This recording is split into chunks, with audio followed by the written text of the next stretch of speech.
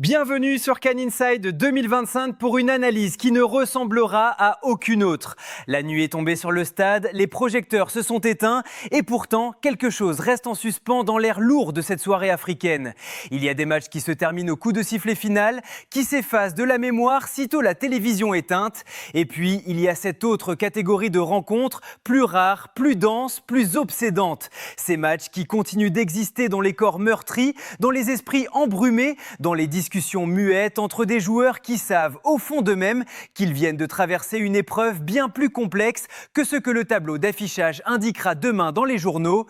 Cette victoire de la Côte d'Ivoire face au Mozambique 1-0 appartient précisément à cette catégorie mystérieuse.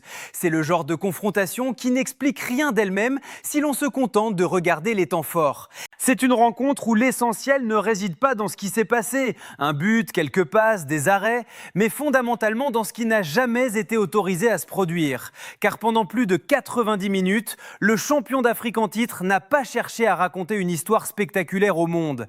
Il n'a pas cherché la viralité, le geste technique qui fera le tour de TikTok ou l'humiliation de l'adversaire. Non, la Côte d'Ivoire a cherché, avec une méthode glaçante, à empêcher toute autre histoire d'exister. Cette nuance est absolument fondamentale pour comprendre ce que signifie réellement être champion dans le contexte volcanique d'une Coupe d'Afrique des Nations. Le poids symbolique du titre défendu est une charge invisible qui pèse des tonnes. Il transforme chaque action anodine en un test mental impitoyable. Chaque passe latérale devient un référendum sur la confiance. Chaque ballon perdu au milieu de terrain devient un soupçon de fragilité. Chaque minute qui s'écoule sans but devient un murmure d'inquiétude qui descend des tribunes. Le champion n'a plus le droit à l'erreur visible. L'erreur visible, c'est celle qui fait la une. Mais ce soir, la Côte d'Ivoire a joué contre un autre ennemi, l'erreur invisible. Celle qui ne coûte rien sur l'instant, celle qui ne se voit pas à la caméra, mais qui fissure imperceptiblement la façade de l'équipe. Face au Mozambique, les éléphants ont fait un choix radical. Ils ont choisi de protéger cette façade avec une rigueur presque obsessionnelle, confinant à la paranoïa positive. Ils ont refusé toute forme de désordre. Ils ont rejeté toute accélération inutile. C'est comme si le match devait être contenu de force dans une chambre étanche, un laboratoire aseptisé où rien ne devait déborder. Ni l'émotion, ni la panique, ni l'euphorie, ni la peur. Tout devait rester sous contrôle, sous vide. Pourquoi cette approche si austère ? Parce que le véritable danger pour une équipe favorite, surarmée techniquement, n'est jamais l'adversaire en soi. Le Mozambique, avec tout le respect dû à son courage, n'est pas le danger mortel. Le danger, c'est la tentation interne. La tentation de vouloir régler trop vite un problème qui exige du temps. La tentation de l'orgueil qui pousse à attaquer à 7 quand il faut rester à 4. Cette tentation, la Côte d'Ivoire l'a consciemment, délibérément écartée. Elle a accepté l'inconfort d'un match lent. Elle a accepté d'entendre les sifflets timides d'un public qui veut du sang et des jeux. Elle a accepté d'être ennuyeuse aux yeux des profanes parce qu'elle savait, avec une certitude scientifique, que ce rythme léthargique était précisément le poison que le Mozambique détestait le plus. Le Mozambique est une équipe qui vit de l'adrénaline, des espaces, du chaos. En leur offrant du silence et de l'ordre, la Côte d'Ivoire les a privés de leur nourriture. Ce rythme impose à l'adversaire une concentration parfaite pendant de longues séquences sans aucune récompense immédiate. C'est ce qui use les jambes, bien sûr, mais surtout la lucidité. Défendre bas face à un bloc qui ne prend pas de risque est l'exercice mental le plus difficile du football moderne. C'est un combat permanent contre l'erreur minuscule, le placement approximatif de 50 cm, le regard qui se détourne vers le chrono une fraction de seconde, l'alignement qui se brise sur un pas. Plus le temps passe dans cette chambre étanche, plus cette vigilance devient coûteuse énergétiquement. Alors que pour l'équipe qui domine la possession, la Côte d'Ivoire, chaque minute supplémentaire ne crée pas de doute, elle renforce une conviction intérieure inébranlable, celle que le mur finira par se fissurer. Non pas sous la violence d'un coup de bélier, mais sous la pression constante, silencieuse, répétée de l'eau qui s'infiltre partout. C'est dans cette logique implacable que la Côte d'Ivoire a installé son match. Pas comme une bataille frontale héroïque, mais comme un siège. Un siège lent, méthodique, presque cruel, où l'adversaire est condamné à défendre sans jamais pouvoir respirer pleinement l'air de la surface adverse. C'est la première étape de la suffocation, priver l'autre de l'espoir que quelque chose de fou puisse arriver. Une fois que le décor de ce siège est planté, il faut en analyser la dynamique interne. Car un siège, dans le football moderne, n'est pas statique. C'est un organisme vivant qui se nourrit de l'énergie de l'autre. La Côte d'Ivoire a installé son emprise non pas comme une bataille frontale, bruyante et désordonnée, mais comme un processus d'érosion géologique. C'est lent. C'est silencieux, mais c'est absolument inarrêtable.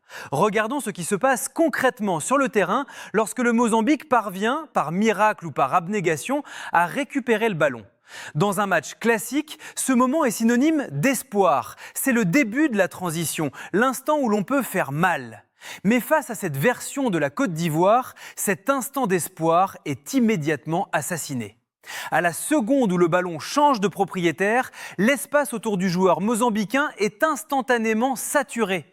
Ce n'est pas un pressing hystérique à la clope, c'est un quadrillage spatial.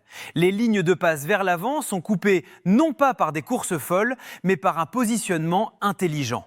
Les angles se ferment, le terrain semble rétrécir de moitié en une fraction de seconde.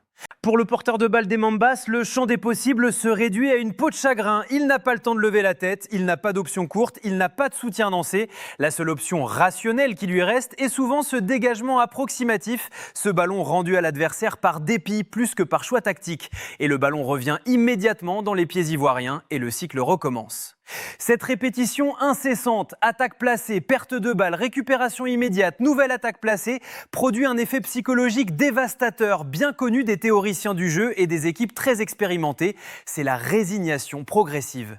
C'est un poison lent qui s'infiltre dans le cerveau des joueurs adverses. C'est ce moment précis, souvent imperceptible pour le spectateur qui mange son sandwich en tribune, où l'adversaire bascule mentalement. Il ne cherche plus vraiment à gagner, il ne cherche plus à renverser le match, il ne croit plus en son propre plan de jeu. Il cherche simplement, humblement, tragiquement à survivre au prochain quart d'heure sans encaisser. Son horizon temporel se raccourcit. Il ne joue plus le match de 90 minutes, il joue des séquences de survie de 5 minutes. C'est précisément dans cet état mental, dans cette zone de détresse cognitive, que le Mozambique a glissé sans même s'en rendre compte. C'est là toute la perversité de la stratégie ivoirienne. Malgré le score nul, 0-0 qui a perduré pendant une grande partie du match, malgré l'illusion d'une résistance héroïque maintenue par quelques interventions défensives, le rapport de force réel était déjà figé dans le marbre bien avant l'ouverture du score. Le tableau d'affichage mentait encore, mais le terrain disait déjà la vérité. La Côte d'Ivoire avait pris le contrôle total de l'axe du match. Et quand je parle d'axe, je ne parle pas seulement de la géographie du terrain, le milieu, je parle de l'axe mental de la rencontre. Elle a imposé son tempo cardiaque au match. Elle a imposé son langage corporel. Et surtout, elle a imposé son absence totale de nervosité. Arrêtons-nous un instant sur ce concept. L'absence de nervosité chez un favori qui ne marque pas est peut-être l'indicateur le plus terrifiant pour ses adversaires. Normalement, quand une grosse équipe bute sur une défense regroupée pendant 40, 50, 60 minutes, elle commence à s'agacer. Les gestes se précipitent, les frappes lointaines inutiles se multiplient, les regards vers le banc deviennent anxieux. C'est humain, mais ici, rien. Le calme plat, un encéphalogramme plat d'émotions négatives. Cette sérénité n'est pas de la nonchalance, c'est de la certitude structurelle. Une équipe qui ne montre ni impatience ni doute dans un match fermé est une équipe qui se sait supérieure structurellement. Elle sait que le temps, qui semble être l'ennemi, travaille en réalité pour elle. Elle sait que l'usure mentale de l'adversaire est exponentielle, alors que sa propre patience est linéaire. Les éléphants ont transformé le match en une équation mathématique dont ils connaissaient déjà le résultat. Ils attendaient simplement que le Mozambique finisse par faire l'erreur de calcul inévitable. C'est une domination sans visage, sans cri, sans fureur. C'est une domination d'ingénieur. Et c'est souvent face à ce type de maîtrise que les petites équipes finissent par craquer. Non pas parce qu'elles sont battues physiquement, mais parce qu'elles comprennent au fond d'elles-mêmes que leur résistance est futile face à une machine qui ne commet pas d'erreur. Lorsque le but d'Amad Diallo survient enfin, il faut s'arrêter une minute non pas sur la technique de la frappe ou la beauté de la passe, mais sur l'onde de choc émotionnel qu'il ne produit pas. Regardez les visages, regardez les corps. Dans 99% des matchs de football, un but marqué dans la douleur après avoir buté sur un mur pendant 1 heure est vécu comme une délivrance absolue. C'est l'explosion, c'est la cocotte minute qui saute, c'est le banc qui envahit le terrain. On libère la frustration accumulée. Mais ici, Rien de tout cela.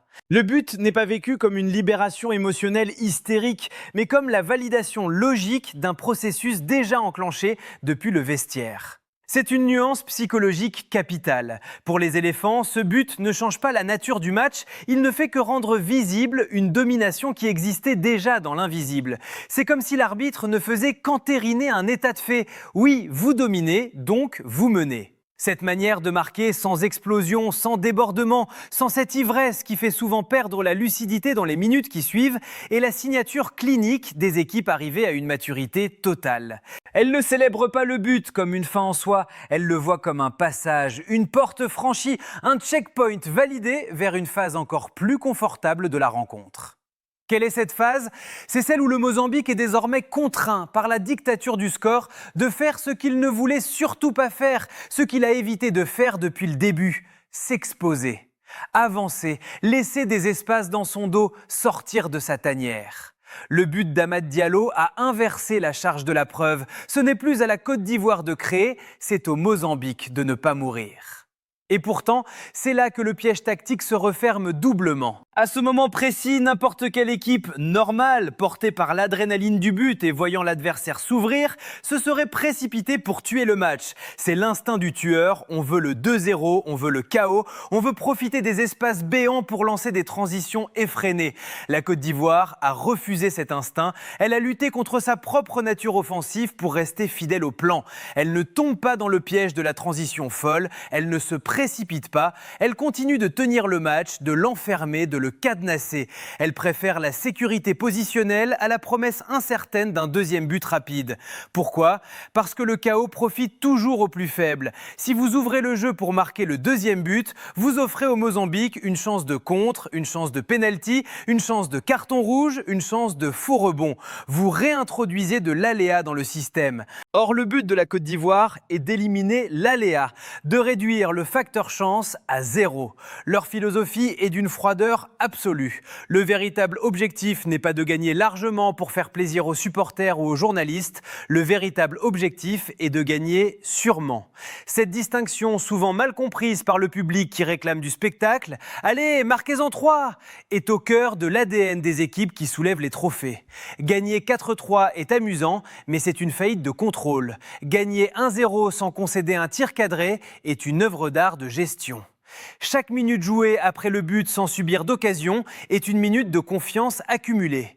Chaque séquence de possession stérile est une information refusée à l'adversaire suivant, qui ne saura pas comment la Côte d'Ivoire contre-attaque puisqu'elle ne contre-attaque pas. Dans une compétition aussi dense, aussi brutale que la CAN, où les contextes climatiques, émotionnels et politiques peuvent faire basculer un match sur un coup de dé, cette capacité à neutraliser l'entropie est une arme redoutable. Face au Mozambique, la Côte d'Ivoire a montré qu'elle savait réduire le football à une équation simpliste et désespérante pour l'autre. Peu d'occasions, plus peu de transitions, plus peu d'espace, égale victoire inéluctable. Elle dispose de joueurs capables de faire la différence dans un mouchoir de poche, Diallo, Adingra, Kessié, mais elle dispose surtout d'un cerveau collectif, suffisamment discipliné pour ne jamais se désorganiser après l'avoir faite. C'est ici que se creuse le fossé le plus profond entre la perception extérieure, ils sont frileux, ils ne jouent pas bien, et la réalité interne du groupe, nous sommes intouchables. Là où beaucoup verront une équipe ivoirienne prudente, voire calculatrice, ceux qui analysent le match avec lucidité verront une équipe en contrôle total de ses émotions. Une équipe qui ne joue pas contre le Mozambique, mais contre les pièges classiques de la compétition. Le faux rythme, l'excès de confiance, la frustration de l'échec. En refusant ces pièges, même après avoir marqué, la Côte d'Ivoire ne se contente pas de prendre 3 points. Elle envoie un message codé à tous les autres favoris. Nous ne jouerons pas à votre jeu, vous jouerez au nôtre. Ce qui a véritablement tué le Mozambique dans ce match, ce n'est pas le but encaissé à la 70e minute. Ce qui les a tués, c'est ce qui s'est passé, ou plutôt ce qui ne s'est pas passé juste après. Dans un scénario classique, une équipe menée au score se révolte. Elle change de visage, elle jette ses forces dans la bataille et l'adversaire en face recule ou tremble. Mais ici, la Côte d'Ivoire a commis l'acte le plus déstabilisant possible. Elle n'a rien changé. Elle a continué son œuvre clinique, sans émotion, sans modification de rythme. Pour l'adversaire, c'est terrifiant. C'est le début de l'enfermement dans ce que nous appellerons le tunnel psychologique. Imaginez la détresse mentale du joueur mozambicain. Vous poussez, vous tentez d'accélérer, vous gagnez 10 mètres et l'équipe en face ne cligne même pas des yeux. Elle ne panique pas, elle ne se désorganise pas, elle coulisse simplement comme un bloc de béton monté sur roulette. Lorsque vous affrontez une équipe qui reste indifférente à vos tentatives de rébellion, vous commencez à douter d'une chose fondamentale. Non pas de votre plan de jeu, mais de votre capacité intrinsèque à provoquer un événement. Vous devenez spectateur de votre propre impuissance. Ce doute est corrosif. Il agit comme de l'acide sur la prise de décision. Observez les 10 dernières minutes du match. Les appels mozambicains deviennent moins tranchants, les passes sont assurées latéralement plutôt que vers l'avant, les intentions se figent. Pourquoi ? Parce que progressivement, l'adversaire a cessé de jouer pour gagner. Il a commencé inconsciemment à jouer pour ne pas perdre plus lourdement. C'est une bascule invisible à l'écran, mais totale sur le terrain. À partir de ce moment-là, chaque joueur du Mozambique a commencé à gérer son espace, non plus comme une zone d'attaque potentielle, mais comme un territoire à défendre contre l'erreur fatale qui humilierait l'équipe. Et c'est exactement ce que cherchait la Côte d'Ivoire. Non pas ouvrir le jeu, mais le refermer définitivement sur la nuque de son adversaire. C'est ici qu'intervient le concept clé de cette rencontre, l'asymétrie cognitive. La Côte d'Ivoire a imposé une logique unique, rigide, presque dictatoriale. Pour les Ivoiriens, chaque action était prévisible car ils contrôlaient le rythme. Ils avaient le script du match. Pour les Mozambicains, chaque action était imprévisible car ils subissaient le rythme. Ils étaient dans le noir. Cette asymétrie est la marque des équipes dominantes dans les grandes compétitions. Elles ne gagnent pas seulement les duels physiques ou techniques, ce que tout le monde voit. Elles gagnent la bataille de la lecture du match, ce que personne ne voit. Celle qui se joue à l'intérieur des synapses bien avant de se matérialiser dans les jambes. Plus le temps avançait, plus le match ressemblait à une pièce de théâtre dont le dénouement était connu par un seul des protagonistes. Le Mozambique continuait de jouer son rôle, mais sans jamais accéder au script réel. Ils n'ont jamais réussi à installer une menace durable. Non pas par manque de courage, ils en ont eu, mais par manque d'oxygène. La sensation spatiale pour le Mozambique était celle d'un terrain qui rétrécissait. À chaque fois qu'une projection vers l'avant semblait possible, elle se heurtait à une densité ivoirienne irrationnelle, un repli coordonné, une occupation mathématique des couloirs. Cette sensation d'espace compressé est l'une des plus difficiles à gérer pour un cerveau humain en plein effort. Elle oblige à jouer plus vite sans offrir plus d'options. Elle force à prendre des décisions complexes dans un couloir de plus en plus étroit. Et dans ce couloir mental, l'erreur devient inévitable, soit par une perte de balle stupide, soit par une passe forcée vers personne, soit par une tentative individuelle désespérée sans soutien. Et chaque erreur du Mozambique nourrissait un peu plus la confiance de la Côte d'Ivoire, renforçant ce cercle vertueux pour les uns et ce cercle vicieux pour les autres. C'est dans cette spirale descendante que les Mambas ont été aspirés, sans violence apparente, sans tacle assassin, sans vague spectaculaire, juste avec une efficacité implacable. La Côte d'Ivoire n'a jamais cessé de rappeler, par chaque replacement, par chaque temporisation, qu'elle n'était pas là pour séduire, mais pour durer. Refuser la démesure émotionnelle dans un contexte, la CAN, qui pousse à l'excès, c'est déjà avoir gagné la guerre. Le Mozambique a fini le match dans un no man's land mental, ni totalement dominé car le score restait serré, ni réellement menaçant. Et dans cette zone grise, il n'y a pas de révolte possible, il n'y a que l'attente de la fin. En conclusion, que restera-t-il de ce Côte d'Ivoire-Mozambique dans les mémoires ? Probablement très peu de choses pour l'amateur de compilation YouTube. Ce match ne laissera aucune trace virale, aucun geste technique qui fera le tour du monde. Mais pour les analystes, pour les futurs adversaires et surtout pour l'histoire de cette CAN 2025, ce match est un monument. Il raconte l'histoire d'une maturité collective effrayante, celle d'une équipe qui a dépassé le stade du besoin de prouver. Elle n'a plus besoin de se rassurer par le spectacle. Elle n'a plus besoin d'empiler les buts pour convaincre le monde qu'elle est forte. Elle accepte de gagner sans séduire. C'est une posture d'une arrogance magnifique. La Côte d'Ivoire sait que la vraie séduction dans un tournoi majeur ne se fait pas sur un match de poule, mais sur la durée, par la répétition inlassable de performances maîtrisées. Cette approche, si elle peut frustrer une partie du public ivoirien, habitué à la folie, est en réalité un acte de gestion politique de la compétition. C'est un choix assumé, presque froid, privilégier la sécurité à l'éclat, privilégier la continuité à l'explosion. En refusant d'embraser le match, les éléphants se protègent. Ils se protègent des critiques excessives en cas d'erreur. Ils se protègent des variations émotionnelles trop fortes. Ils se protègent de l'euphorie qui déconcentre. Tant que la Côte d'Ivoire restera fidèle à cette logique, tant qu'elle imposera ce rythme étouffant, cette densité, cette monotonie cruelle, elle restera l'équipe la plus difficile à manœuvrer du continent. Pourquoi ? Parce qu'elle a tracé sur le terrain une frontière invisible. Durant tout le match face au Mozambique, cette frontière n'a jamais été franchie.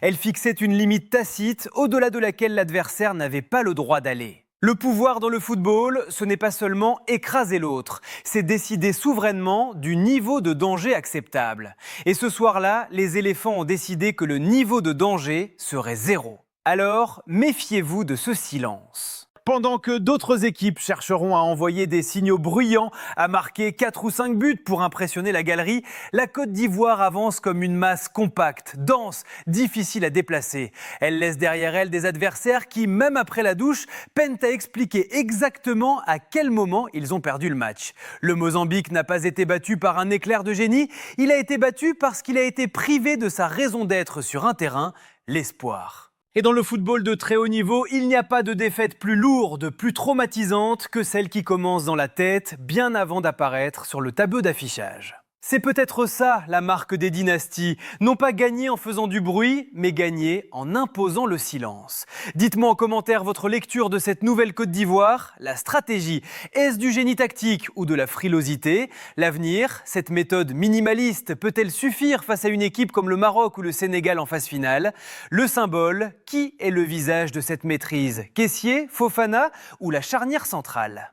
Merci d'avoir suivi cette analyse en profondeur sur Can Inside 2025. Ici, on ne regarde pas seulement le ballon, on regarde ce qu'il y a autour. Abonnez-vous, activez la cloche et préparez-vous. Le tournoi ne fait que commencer et le silence des éléphants risque de faire encore beaucoup de bruit.